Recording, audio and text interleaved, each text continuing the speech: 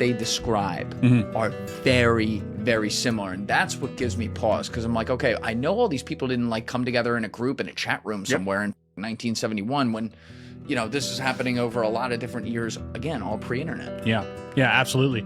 And Rua in Zimbabwe, you know, there's a lot of really interesting things there to look at as well. So not only were there children witnesses, there were teachers that witnessed that stuff too. You know, and people forget that. There were adults that just were afraid to come forward.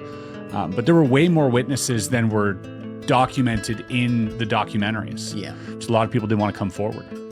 Yeah. And one thing that I like is you look at the drawings and they're not all exactly alike. Now, upon initial inspection, you might think that that is, you know, that leads, oh, maybe they're lying.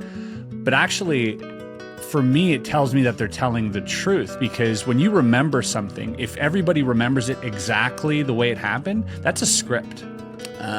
Right? And this is like there's just enough deviation between the stories where you're like, no, there's clearly, you know, the fundamental story here seems to be true.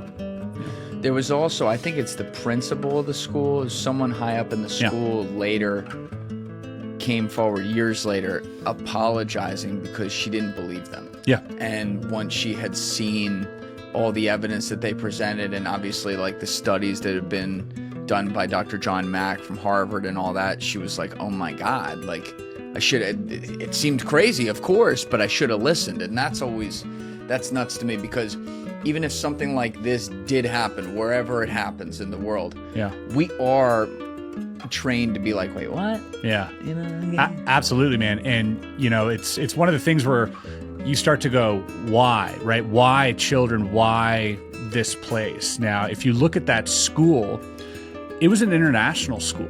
Yes. There's children from all around the world, all races and backgrounds and religions.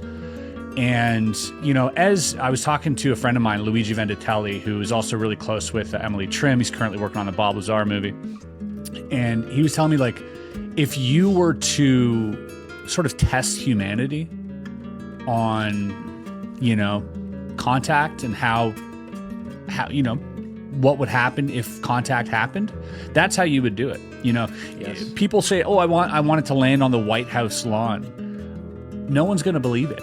It's the biggest UFO ever.